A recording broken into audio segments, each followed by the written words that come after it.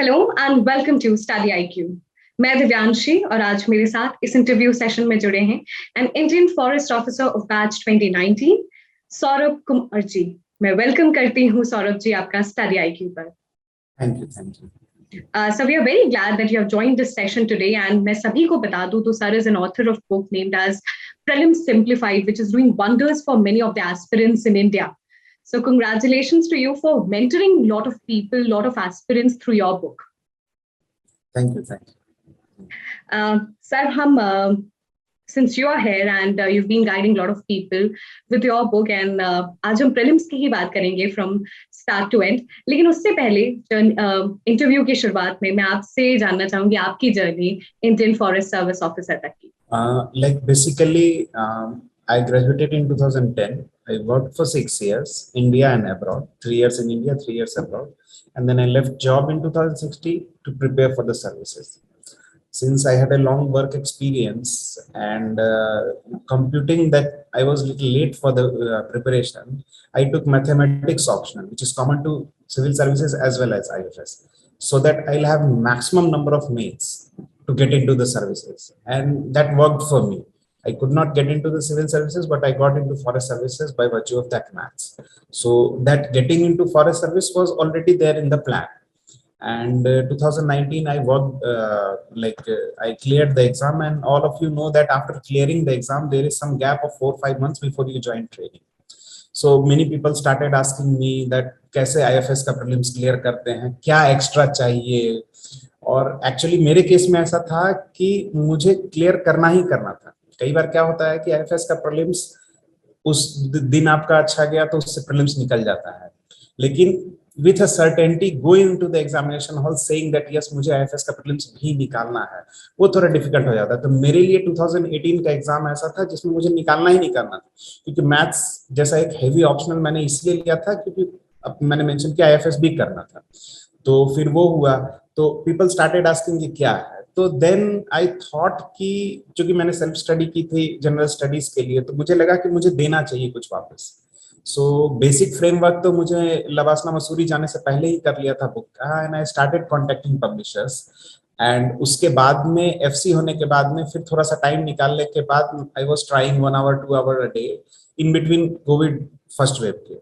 So I took that as an opportunity lockdown के time पे, फिर उसको फिनिश करके अगस्त में बुक आ गई थी। And book is doing well.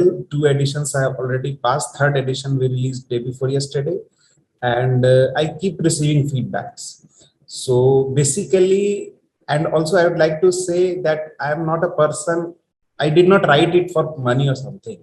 I just want to add on, because अगर पैसे के लिए लिखा होता तो फर्स्ट एडिशन वालों को भी थर्ड एडिशन खरीदने का था। सेकंड एडिशन बायर्स को I have given the extra of first edition free PDF. Third edition also will be getting in a week or something. So basically you use that to the maximum. Free PDF and everything is available at prelimsimplified.com. You refer that and then you take a call कि हाँ भाई मुझे लेना है कि नहीं लेना है। And regarding my journey, so I completed 2 years of training in last July in IGNFA Dehradun as well as Mussoorie.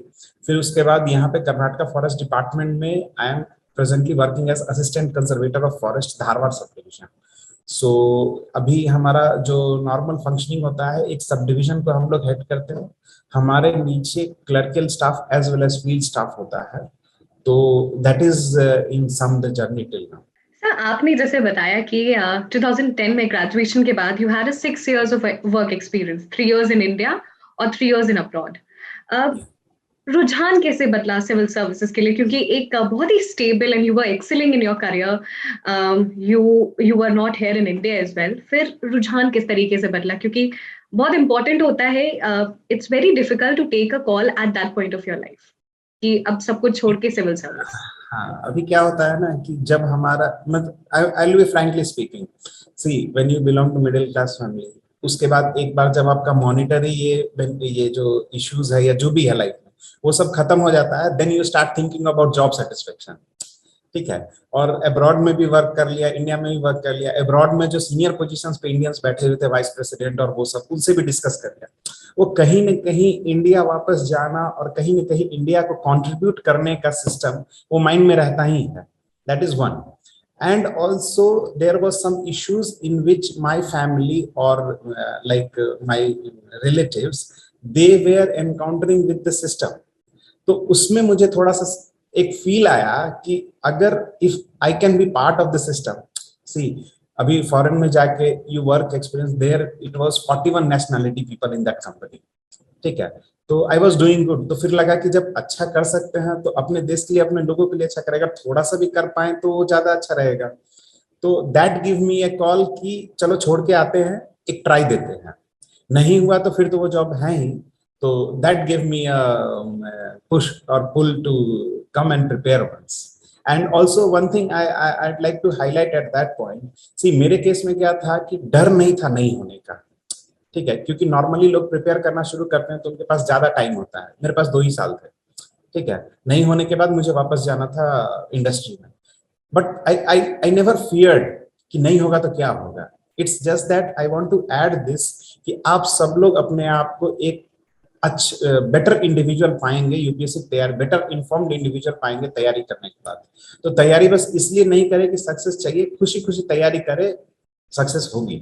Sir आपने बहुत ही अच्छी बात हाईलाइट की कि डर नहीं था, और क्योंकि एक डिसीजन सिविल सर्विस तैयारी करना ये बहुत बड़ी बात है, बट सिविल सर्विस के लिए सब कुछ छोड़ के तैयारी करना वो दूसरी बात है।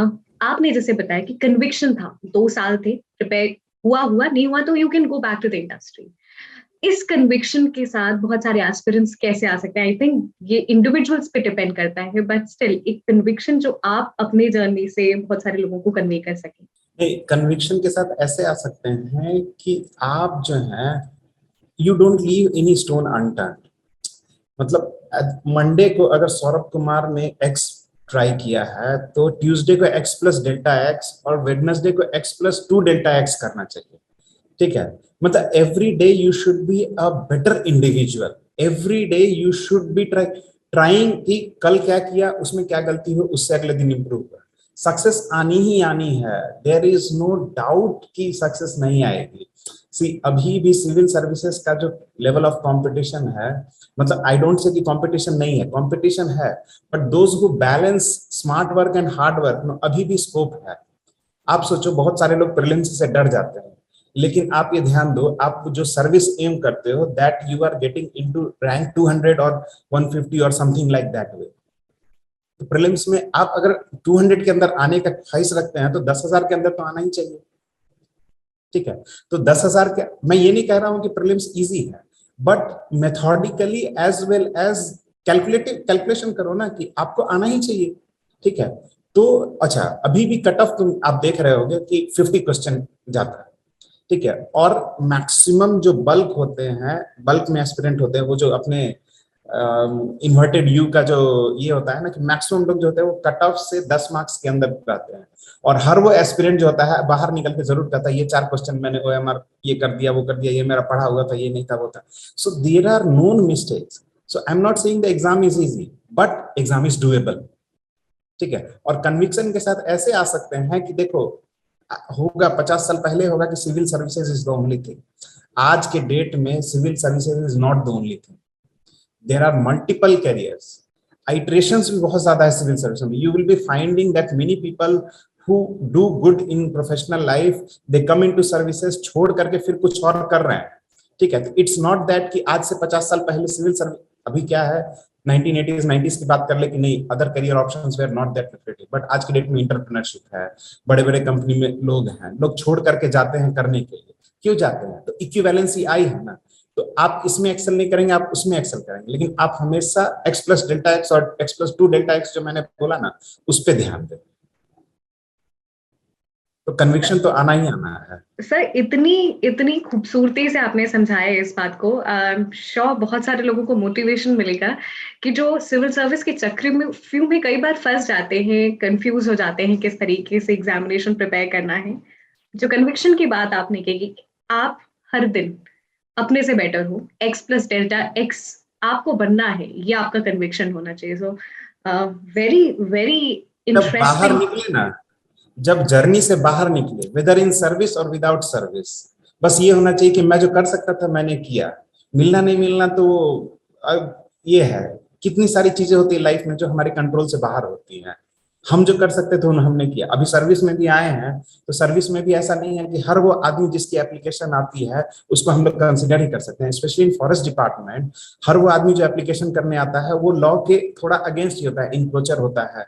वो आता है, वो कहता है कि नहीं दैट पर्टिकुलर लैंड मैं 25 साल से ये कर रहा हूँ, वो कर रहा हूँ। फिर आप टेक्निकली देखते हो वो आता है, रोने लगता है। ठीक है, तो many things are not in your control. जब तैयारी करते हैं तो लगता है कि मैं सबकी मदद कर दूंगा, समाज में ये कर दूंगा, वो कर दूंगा, लेकिन सिस्टम में भी थोड़ा सा इनर्शिया है। तो यहाँ भी आकर के वही करना है कि जो आपके कंट्रोल में है वो करे। ठीक है, but ultimately you stay happy कि जो मैं कर सकता था वो मैंने किया। Absolutely sir. सर अब मैं आपसे प्रिपरेशन के बारे में भी जानना चाहूंगी, क्योंकि बहुत सारे लोग आज इस बातों को सुन के बहुत मोटिवेट होंगे, और जैसे हम सिविल सर्विस के चक्रव्यूह की बात कर रहे हैं, तो कैसे चक्रव्यूह में ना घुसे और एक पैटर्न बनाए, पाथ सेट करें कि from point A to point B जाना है, ना कि कहीं बीच में ही रुक जाना है। तो अगर किसी के पास 1 साल 2 साल का समय है तो वो कैसे प्रिपरेशन शुरू करे? बुक्स तो सबको पता है, बेसिक बुक्स है, प्रिपरेशन कैसे करना है, प्रीवियस ईयर के क्वेश्चंस, लेकिन क्या चीजें हैं जो पॉइंट ए से पॉइंट बी के बीच का जो फासला है वो तय नहीं कर पाती हैं? इसी ये एक थोड़ा सब्जेक्टिव और जर्नलिस्टिक हो गया। Still I will try to answer it in objective way. पहला तो एक मैं ये कहना चाहता हूँ कि आप जो है, जो मैंने x प्लस डेल्टा एक्स वाला, कई बार क्या होता है ना, चक्रव्यूह जो आपने मेंशन किया है ना, मतलब इट्स नॉट टू से समबडी इज रॉन्ग और something, but many of friends of mine who could not clear exam in repeated attempts, I find A common mistake कि वो जो मिस्टेक पिछले साल किए थे वो मिस्टेक ही अगले साल करते।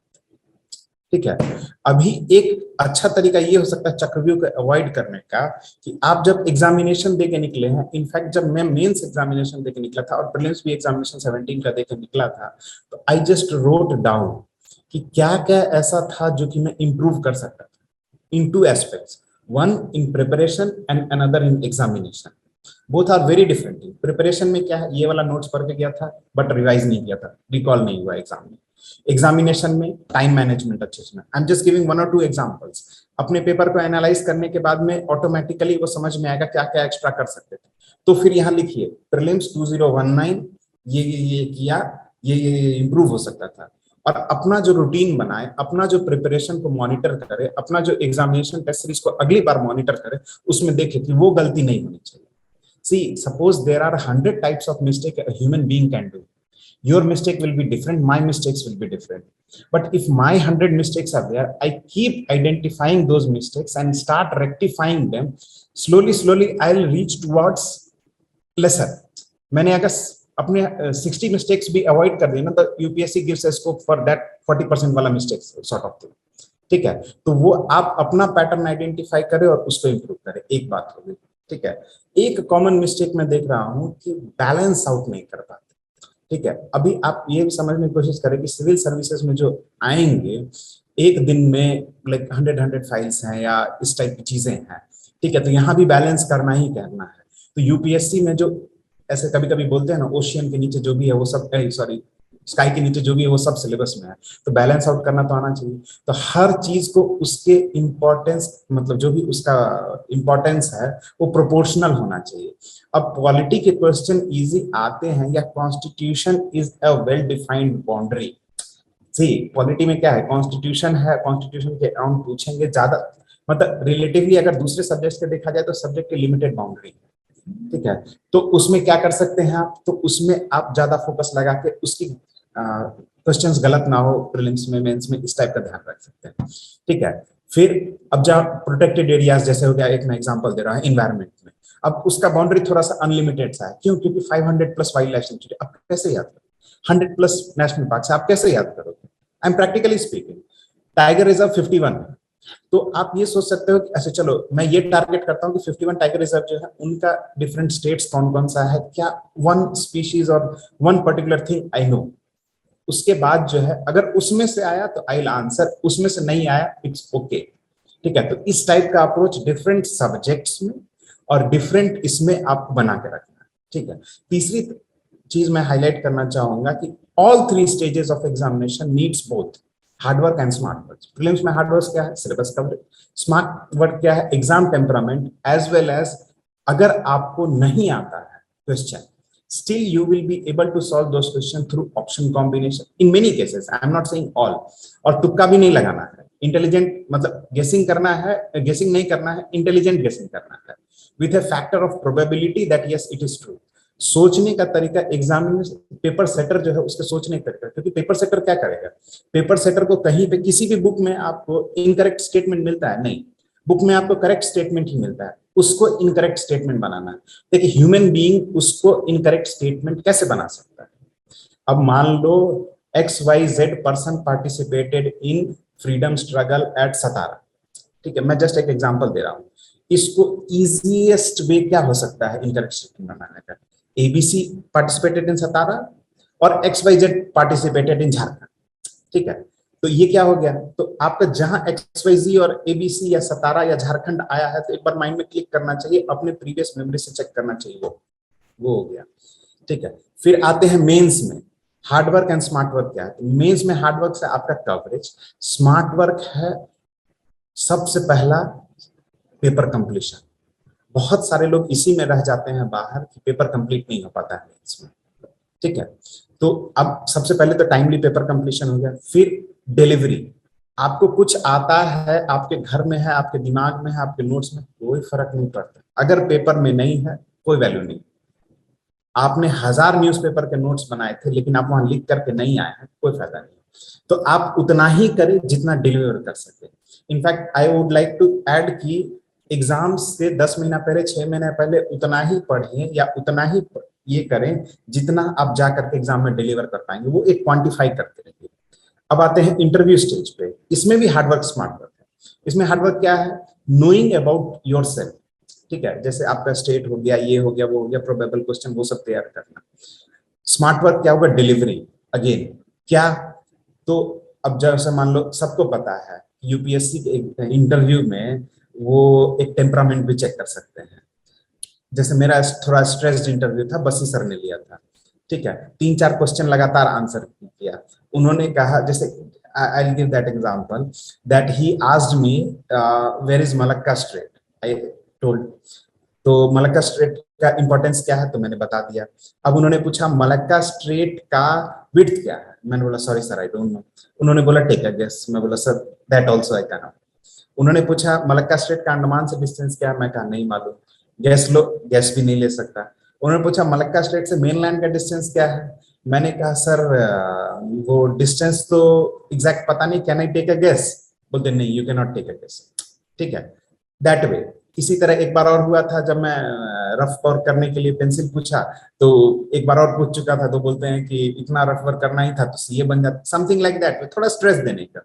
तो in that see when I came out of my interview I realized saying ये अनआंसर्ड, ये अनआंसर्ड, ये अनआंसर्ड, जो मैंने स्क्रिप्ट लिखी ना अपनी, जो सबका एक बेस्ट फ्रेंड फॉरएवर टाइप से होता है ना बीएफएफ, तो मैंने अपने बेस्ट फ्रेंड को भेजा, भाई बहुत अनआंसर्ड हो गया, लेकिन उसके नीचे में जो मैंने लिखा था कि but at any moment the interviewer will not feel from my face that he is perplexed or something like that, ठीक है, I did not lose my cool or anything at any moment. Result 190/300, forest में interview 300 का होता है, तो which help me get a good rank. तो basically मैं add करना चाहता हूँ कि ऑल 3 स्टेजेस ऑफ एग्जामिनेशन में हार्डवर्क और स्मार्ट वर्क दोनों का रोल है। ये जो 3 चीजें मैंने बताई ना, ये जर्नी मतलब चक्रव्यूह में फंसने से बचा सकती है। बहुत ही डिटेल्ड आपने अपनी जर्नी बताई, but it was worth it. और सभी लोग जो सुन रहे हैं उनको समझ में आएगा कि जो सामंजस्य हार्डवर्क और स्मार्ट वर्क की बात करते हैं वो एक्चुअली है क्या, क्योंकि हम बात तो करते हैं बट उसको क्वांटिफाई नहीं कर पाते हैं। सर आपने भी मेंशन किया कि जब भी आप एग्जामिनेशन में जा रहे हैं तो आप उतना ही पढ़ें जितना आप डिलीवर कर पाए और जितना आप रिटेन कर पाए। तो मैं इसी पे आना चाहूंगी, हमेशा एक कंफ्यूजन रहती है न्यूज़पेपर में क्या पढ़ना है, बहुत सारी चीजें हैं, 2 घंटे लग जाते हैं न्यूज़पेपर पढ़ने में, और स्टैटिक डायनेमिक ये सारी चीजें हैं। तो अगर आप उसको थोड़ा हमारे लिए सिंप्लीफाई कर सके कि एग्जैक्टली न्यूज़पेपर रीडिंग कैसे होनी चाहिए प्रीलिम्स के हिसाब से। If we talk specifically about prelims, ठीक है, तो अभी क्या है, आज से 10 साल पुराना जमाना गया, ठीक है, जब क्या है न्यूज़पेपर में ही कंटेंट मिलता था, बाकी कहीं कंटेंट नहीं मिलता था। आज के डेट में there are hundreds of people sitting around, आपका स्टडी आईक्यू हो गया या और भी कोचिंग इंस्टीट्यूट हो गया, जो कि आपके लिए वो वर्क करके देते हैं। ठीक है। तो in that case smarter approach क्या होगा कि अगर आप न्यूज़पेपर नहीं कर पा रहे हैं तो एनुअल, मंथली, डेली जो भी कंपाइलेशन आ रहा है उसको कंप्लीट कर। Ultimately it's about the concept and information, not that कि आप तो ये नहीं पूछते हैं कि आप न्यूज़पेपर पढ़ के आए हैं कि नहीं आए। ठीक है, नहीं तो यूपीएससी सिलेबस में लिख देती ना, news papers of various this this this this this that. ठीक है, तो ऐसा अब ऐसा होगा कि बहुत कम चांसेस ऐसा होगा कि आपने एक आइटम न्यूज में पढ़ा, वो आइटम स्टडी आईक्यू ने अपने मटेरियल में कवर नहीं किया, वो आइटम एग्जामिनेशन में आया, एग्जामिनेशन में you were not able to solve with the requisite exam जो भी आपके पास है, तो वो +2 पाना without with coverage of newspaper and without covering this, वो प्रोबेबिलिटी बहुत कम है। तो बेसिकली मैं ये कहना चाहता हूं कि nothing should come at compromise of static syllabus. ठीक है, जो भी आपका हिस्ट्री हो गया, ज्योग्राफी हो गया, पॉलिटी, इकोनॉमी हो गया, आप बस एक बार ना जस्ट जॉट डाउन करने की कोशिश कीजिए। देखिए रफ रफ आइडिया लग जाता है, और नहीं आता है तो लगाना सीखिए, क्योंकि यही चाहिए आगे भी। प्रोजेक्ट मैनेजमेंट कीजिएगा या आप अपने स्टाफ को कुछ वर्क असाइन कीजिएगा, तो ऐसा नहीं कीजिएगा कि आप ये कीजिए, आप 2 दिन की काम अगर 20 दिन में कर रहा है वो, तो ये आपका भी इफिशियंसी खराब है। ठीक है, तो एस्टिमेट करना अभी भी सीखिए और बाद में भी तो करना ही करना है। तो मैं ये कहना चाह रहा हूँ कि आपको ये पता हो जाएगा कि पॉलिटी जो है मुझे अच्छा 50 घंटे लगने हैं, अच्छा 100 घंटे लगने हैं, something like that way sort of. तो उससे आपको पता चल जाएगा कि करंट अफेयर्स के लिए हमारे पास कितना टाइम है। अब करंट अफेयर्स के लिए इतना टाइम है तो मैं उसको स्टैटिक को इतनी देर में, ये सॉरी, उसको मैं करने के लिए न्यूज़पेपर इतने घंटे कर सकता हूँ, नहीं कर सकता तो ठीक है। जैसे मेरा ऑप्शनल था, मैथमेटिक्स था, and as I said that I had a limited time, so what I did, I could not do newspaper, I just focused on annual compilations, it was, it's all right। ठीक है, तो वही मैं कहना चाहता हूँ कि अच्छा ज्यादा मैं ये भी नहीं कहूंगा कि न्यूज़पेपर नहीं करना चाहिए, तो आप एक काम कर सकते हैं, 1 घंटा के आसपास या 1.5 आवर रेस्ट्रिक्ट कर दीजिए अपने आप को। यस, डन, 1 से 1.5 घंटा न्यूज़पेपर करूंगा, उसके बाद जो है मैं नहीं करूंगा, क्योंकि वो सागर है, उस सागर में ज्यादा गोते लगाने जाएंगे तो हमारी जो नदी है वही छूट जाएगी, तो पीने का पानी कहाँ से आएगा। ठीक है, इसका एक और तरीका हो सकता है कि बहुत सारे कोचिंग और ये सब जो है selected news articles of the day देते हैं, उसको कर लीजिए, डन है। और कितने टाइम का न्यूज़पेपर एस्पिरेंट्स को रेफर करना चाहिए, 1 साल 2 साल, ये भी बहुत कंफ्यूजन होता है। हाँ, ये कंफ्यूजन है ना, सी, ये पता है, एक जो मैंने पहले बोला ना कि नेशनल पार्क वाला आइडिया दिया, वो यही कहना था कि आप अब जैसे बहुत सारा हिस्ट्री क्वेश्चन अभी 2 साल से ना या 2-3 साल से बुक है, लोग ये कंटिन्यूअस क्वेश्चन होता है कि सर बहुत सारे क्वेश्चन जो है वो आउट ऑफ सिलेबस आते हैं, बहुत सारे क्वेश्चन जो है वो मतलब ऐसे आ रहे हैं, बाउंसर्स आ रहे हैं, ये हैं वो हैं। जस्ट काम डाउन, वो 3 इयर्स में बोलते हैं ना, क्या बोलते थे, ऑल इज वेल टाइप। आप 1 साल का कर लीजिए, ऑल इज वेल, सब ठीक है, हो जाएगा। ऐसा नहीं होगा कि फिर मैं वही कहना चाहूंगा, 1 साल का आपने किया, उसके पीछे एक साल से क्वेश्चन आए, ठीक है, उसमें ऐसे ऐसे ऑप्शन हो जो कि आपको कुछ नहीं पता, थोड़ा सा स्मार्ट वर्क लगा के भी वो ऑप्शन ना हो और वो आपको कट ऑफ के नीचे ढकेल दे, प्रोबेबिलिटी बहुत कम है। लेकिन इस बात की प्रोबेबिलिटी जरूर है कि आप 2 साल का न्यूज़पेपर करने जाएंगे तो आपका मॉडर्न हिस्ट्री का और पॉलिटी का सिंपल क्वेश्चन गलत हो जाएगा।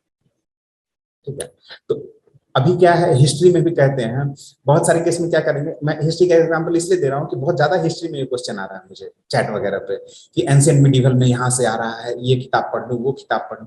आप कोई एक किताब पढ़िए और दिल पे हाथ रख के कहिए सब ठीक है, उस किताब से क्वेश्चन आया मैं करूंगा, नहीं आया UPSC gives a scope of not doing some questions.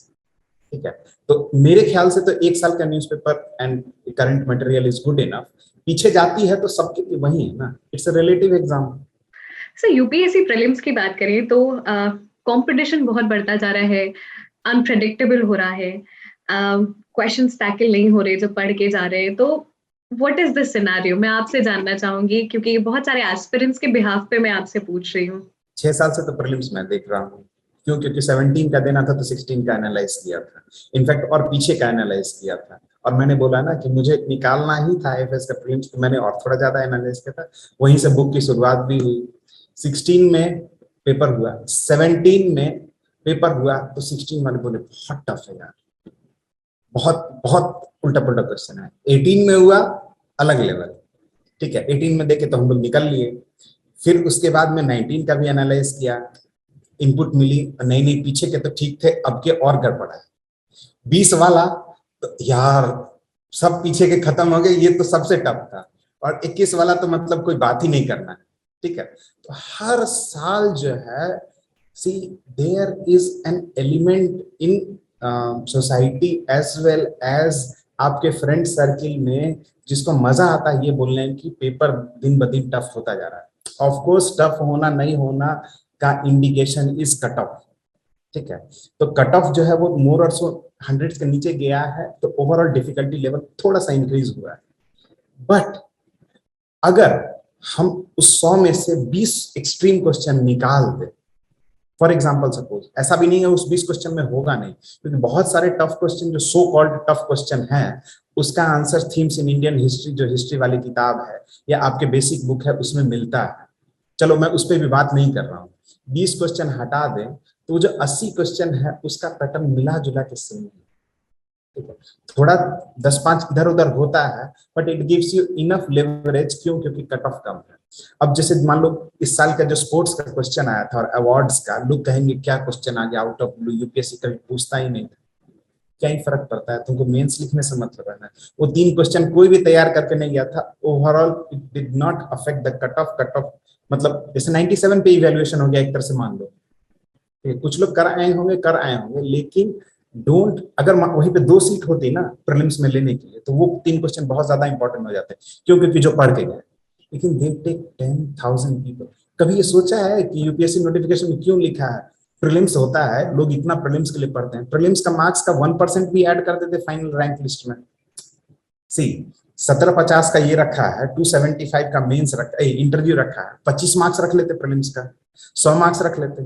क्यों नहीं रखा है? यूपीएससी को कभी सोचने की कोशिश की? इसलिए क्योंकि प्रीलिम्स को क्वालिफाइंग बनाना है, उनको बस एक टूल लेना है जिससे मेरिट लिस्ट निकाल सके, ठीक है। तो 3 क्वेश्चन कभी नहीं फर्क पड़ेगा। इनफैक्ट वही क्वेश्चंस ये हुए हैं, लेकिन नोबडी टॉक्स अबाउट डीपीएसपी से जो डायरेक्ट क्वेश्चन आ गया। 4 क्वेश्चन इस बार आए थे वर्बेटियम रिपीटेड, और एक क्वेश्चन का जो वायरस जो है उसका होस्ट सेल का वो एक था। तो सोचो टोटल 5 क्वेश्चन रिपीटेड आए। ऐसा 2011 से मैंने एनालाइज किया है, इनफैक्ट मैंने पहले भी एनालाइज किया था। It was a conscious call to not include previous paper. मैंने पूरा प्रीवियस पेपर एनालाइज कर रखा है। 5 क्वेश्चन आज तक हिस्ट्री में रिपीट नहीं हुए थे, 2021 में रिपीट हुए। अब बताओ, इजी नहीं था पेपर? अच्छा, एक पट से आप अगर 10 मार्क्स पॉजिटिव कर लो तो आपका जो है बिल्टअप फाउंडेशन जो है वहीं से स्ट्रांग हो जाएगा। तो आप जो सब्जेक्ट का टफ क्वेश्चन देख रहे हो प्रीलिम्स का, इजी क्वेश्चंस भी देखो, एनालाइज करो, और 10 क्वेश्चंस जो होते हैं ना वो छोड़ दिया करो एनालाइज करने में। उनको स्मार्ट वर्क से करो, बट उसको एनालाइज करने में छोड़ दिया करो। हमने कॉमन मिथ्स और कॉमन मिस्टेक्स की बात कर ली। अब मैं बहुत ही शॉर्ट में आपसे जानना चाहूंगी कि स्टूडेंट्स को क्या करना चाहिए प्रीलिम्स के लिए। बेसिक बुक्स पढ़ना चाहिए, किस तरीके से पढ़ना चाहिए, एग्जामिनेशन में क्वेश्चन की डिमांड को कैसे समझना चाहिए, मैं आपसे अब ये जानना चाहूंगी। See, for this ना I sum up 3-step approach sort of, ठीक है। कवर सबसे पहले तो एक अपना ये बना लीजिए कि this is my first source and first circle, ठीक है। ये बेसिक मिनिमम है। जैसे लक्ष्मीकांत हो गया, या मान लीजिए आप हिस्ट्री में कोई बुक सेलेक्ट किए हैं, स्पेक्ट्रम वगैरह जो भी सेलेक्ट किए हैं, ज्योग्राफी में क्लास 11 वाली एनसीईआरटी होगी, वो सब करके आप एक बेसिक पेरिफेरी बना लीजिए। ये पेरिफेरी की चीजें मैं जब कंप्लीट कर लूंगा, मुझे याद हो जाए, ये उसके बाद ही मैं इसके बाहर जाऊंगा। कई बार क्या होता है कि लोग हिस्ट्री में 2 बुक करके चल जाते हैं और पॉलिटी का रिवीजन करे बिना चले जाते हैं। तो ये वन ऑफ द ये मिस्टेक है। अच्छा, जब भी आप करें, ठीक है, कवरेज, उस टाइम में आप प्रीवियस ईयर को साथ में रखें, ठीक है। क्योंकि क्या होता है बहुत बार, जैसे अगर मैं एक एग्जांपल देता हूँ, for example I came into preparation और मुझे एक किताब दे दी गई लक्ष्मीकांत की, मैं फंडामेंटल राइट्स का चैप्टर पढ़ना शुरू किया।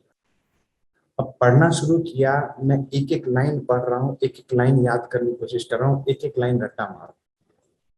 अब होगा क्या कि उसमें मुझे समझ में नहीं आएगा कि यूपीएससी का रिक्वायरमेंट क्या है। तो ठीक है, फर्स्ट चैप्टर में आप ऐसे करें, पूरा पढ़ें, उसके बाद उस चैप्टर का यूपीएससी का क्वेश्चन सॉल्व करें।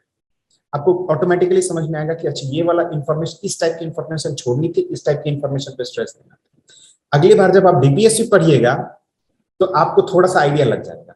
और ये आइटरेटिव प्रोसेस 1 महीना तक करते करते ना आप समझ में आने आपको लगेगा कि यूपीएससी के लिए करना क्या है।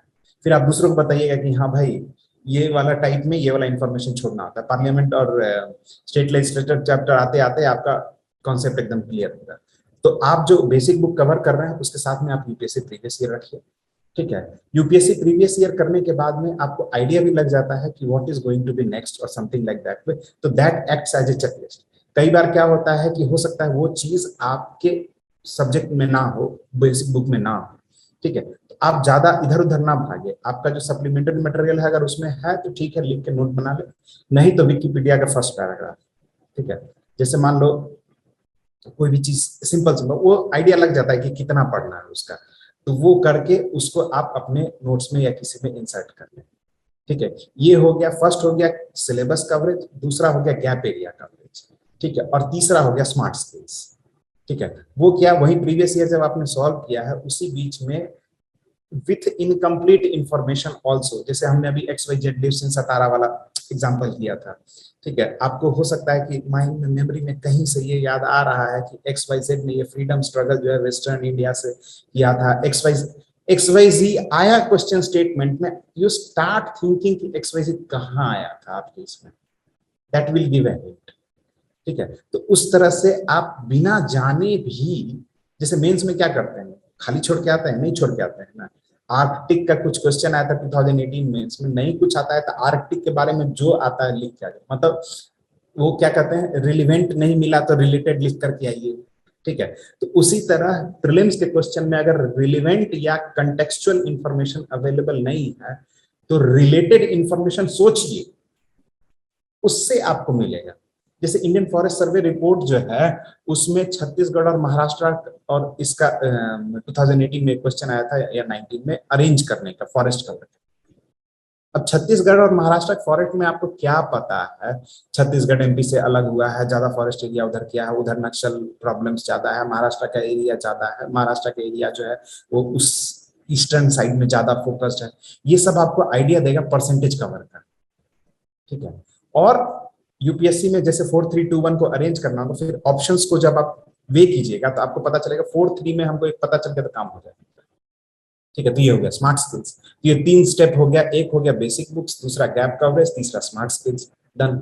So we are towards the end of the session. कुछ final tips आप देना चाहेंगे, because you have already given lot of tips during the session. एक अलग नजरिया दिया है लोगों को, जैसे हम चक्रव्यूह की बात करें, चाहे वो पॉइंट ए से पॉइंट बी तक पहुंचने की, हमने बहुत सारी डिस्कशन किया, but you have really given a new reflection to people in their preparation. Like to sum up ना, मैं एक इंस्टेंस बताना चाहूंगा। जैसे 18 का पेपर दे रहा था, ठीक है, और मेरा लास्ट अटेम्प्ट सॉर्ट ऑफ था और मुझे फॉरेस्ट भी निकालना था, तो you can understand the pressure. Already 6 साल काम भी करके आया था, कुछ क्वेश्चन लगातार नहीं बने, तो मैंने नजर उठा के देखा ना, तो मैंने फाइंड आउट किया कि आसपास के लोगों के भी चेहरे उतरे हुए, ठीक है। तो गालिब सब लोग उसी नाव में है, ठीक है। जो उस नाव में बस धैर्य रख के आगे बढ़ेगा वो आगे निकल जाएगा, बाकी जो धैर्य खो देंगे वो रह जाएंगे, ठीक है। तो इट्स अ रिलेटिव एग्जामिनेशन। अच्छा, ये इंस्टेंस पता है, क्योंकि फॉरेस्ट सर्विस में क्या होता है, सब लोग जो प्रीलिम्स में थोड़ा सा अच्छा कट ऑफ लेके आते हैं वही होते हैं, ठीक है। तो हमने ट्रेनिंग में भी डिस्कस किया, तो दिस रिलेटिविटी कॉन्सेप्ट ना इज वेरी यूजफुल। आप प्रिपरेशन में भी सोचिए, मुझे फ्रस्ट्रेशन हो रहा है, सबको फ्रस्ट्रेशन हो रहा है, लेकिन मैं अगर फ्रस्ट्रेशन को ओवरकम करके आगे बढ़ूंगा, सक्सेस मिलेगी। एग्जामिनेशन में टफ क्वेश्चन आया है, सबको टफ आया है, लेकिन मैं अगर उसको आगे बढ़ूंगा तो सक्सेस मिलेगी। यही एक, like to sum up everything, this is the goal. Thank you so much, sir, for joining us in this interview session. एक बार फिर यही बोलना चाहूंगी कि a new reflection you have given to a lot of people, which is I guess very important also, कि इस नजरिए से आप यूपीएससी को देखें। एग्जामिनेशन डिफिकल्ट है बट आपके शब्दों में डुएबल है। Thank you so much, sir, and the entire team wishes you good health, good luck.